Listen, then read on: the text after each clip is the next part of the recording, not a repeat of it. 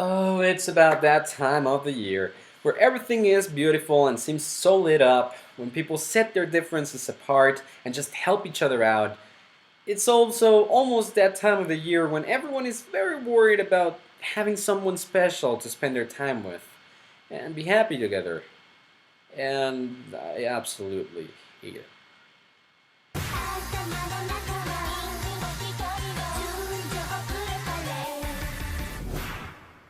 Okay, so I know it was Christmas already and I was just talking about that, and I know that today is February the 14th, but yet I needed a very good segue to get into a very touching story that starts just a misunderstanding and a plea for help in a very particular situation.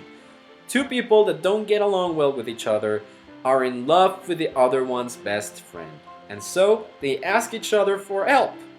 This is the story of Toradora. Toradora takes place during the modern times and is centered around two young protagonists, Ryuji Takasu and Taiga Aisaka, who are currently going through their junior year of high school.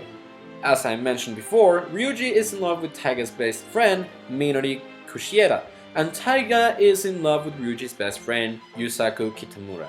After mistakenly placing a love letter in Ryuji's bag, Taiga fails at trying to retrieve it by assaulting him at his house, which results in a very interesting series of events for both of them and for the rest of the class. Let's dig a little bit deeper in for the storyline. Ryuji never got to know his dad, but according to his mother, he looks just like him. To Ryuji, this represents trouble, as many of his classmates think he's a ruthless thug, or at least he looks like that. He's not that way though. He is very kind and worries a lot more about other people, as well as being dependable due to his mother having to work most of the time, and being a tad bit too carefree when it comes to her motherly responsibilities. Taiga Aisaka finds all of this out soon after the start of their second year of high school, which in Japan is their junior year, so no, America, no, it's not 4 years. She finds this out when she tries to leave a love letter in her crush's bag, but ends up placing it in Ryuji's bag. After assaulting Ryuji at his house, passing out from hunger, and forcing Ryuji to cook something for her, she admits to being in love with Ryuji's friend Kitamura-kun, as well as being ashamed of herself and feeling pathetic for not being able to just talk to him up front whatsoever. Before she starts crying, Ryuji promises to help her with whatever she needs to be with Yusaku, and then he'll take care of her meals so that she can stop eating from the store, given that Taiga lives by herself on an apartment next door to Ryuji's house.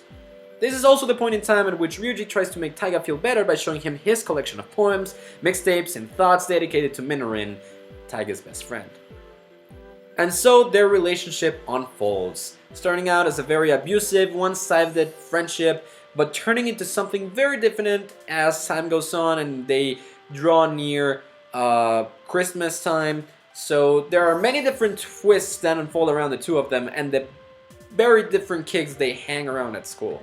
For this time, I wanted to focus a little bit more on, characters. For this type of series, I feel like the type of story is one that at least one of you might feel connected to, or at the very least you might feel connected to one of the characters. First we have Ryuji Takasu, a kind-hearted, shy, intelligent guy that has a huge crush on Minori Kushiera.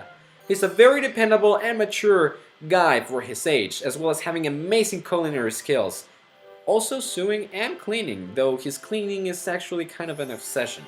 He never met his father and feels bad for that, wanting to not be related to him at all, and hates the people that think that he is a criminal or a thug just because of his looks.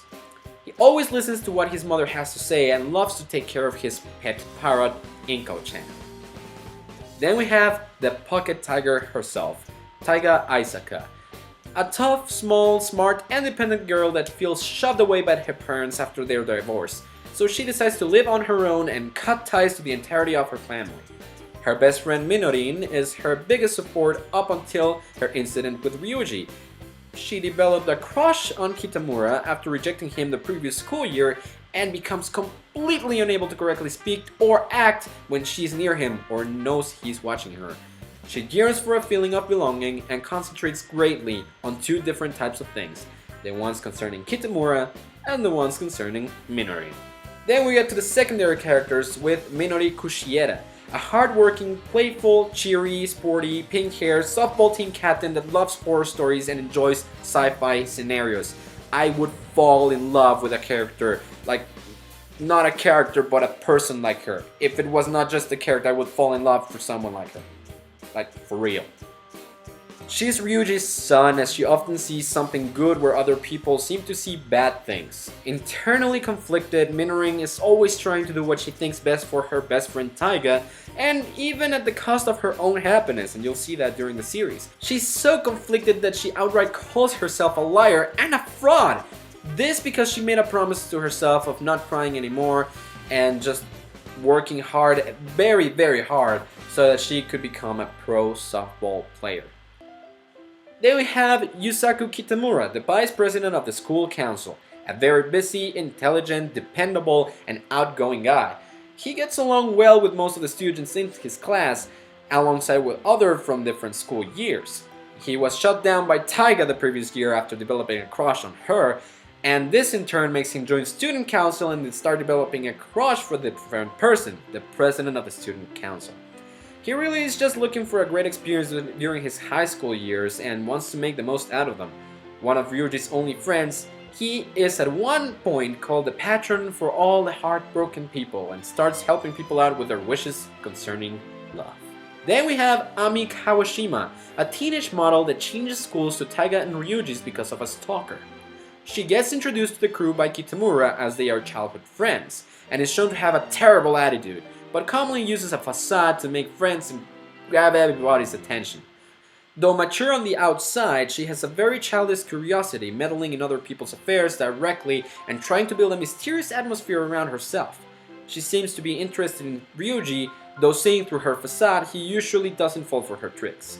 She instantly develops a rivalry with Taiga, as she is the first person to outright call her out for her fake personality and even threatens her professionally. This rivalry later blooms into a rough friendship as Ami sees a lot of changes and crew development as a person throughout the series. I really like Ami's character throughout the series, and she's the one that sees the most change throughout it. Lastly, we have Ryuji's mom, Yusako Takasu. She's very easygoing, but takes issues concerning her son really seriously, especially when it comes to education. Never having finished high school and working at a hostess bar under the name of Mirano, she always looks out for Ryuji and considers Taiga a member of her family due to her spending most of her time in the Takasu household. Yasuko acts very childish, but even during her worst moments, she takes the time to worry about Ryuji and his best interests, proving to be a really devoted and capable single mother. Of course, there's more characters in the supporting cast, some more important than others, but I can't really go into that much detail about each one because I'd spent a ton of time into that, so let's be honest here. It'd be way better if you actually watch the anime to get to know the characters than just me telling you about it. So, let's progress into the presentation. The anime looks good. It's not very old and the animation looks very nice. The characters blush very often, but during very fitting moments, which makes it look even better. You won't get a lot of those exaggerated reactions from the characters, but you will see some kawaii moments from the Palm Tiger herself, being clumsy, embarrassed, eating while daydreaming, just daydreaming at all, and many other things. Toradora manages to convey the emotions of its characters through the music and excellent voice acting, making it really easy to connect with at least one of the stories the anime presents itself. The intro and outro theme sets aren't really all that bad, but given that there's only 2 of them, they do get a tad repetitive after the first 5 or 6 times listening to the same ones. What really shines on them though is the animation and the character interactions in between one another. Overall, a very good presentation, dropping hints to story-related elements here and there and enhancing the storyline with its music. So, what are the shortcomings? While it is a love story, it is a very predictable one. I won't say anything else about the story because, well, you'll have to watch it to understand it, but it feels a bit dull at moments and has this weird development of character relationships on the background, which means at one point or another, the characters will have trouble with other characters who have a more profound relationship without even explaining or showing them all that much. It's not really a big problem, but it still is noticeable at times, and that bugged me out a little bit.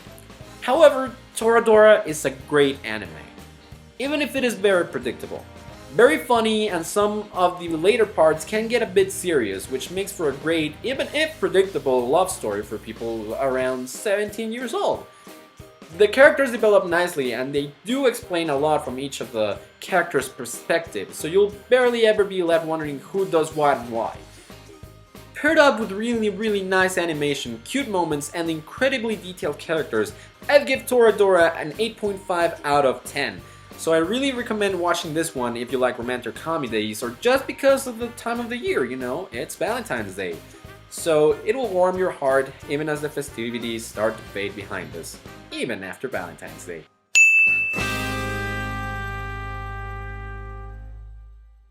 Well, very nicely done, don't you think? I've gone and made myself weep a little bit at the very end of the series, but it was a very nice experience overall. Definitely go watch it out if you want to know what I'm talking about. Anyways, for now I think I'll just go take a nap, because I feel like I'm gonna go freelancing soon enough. Laters!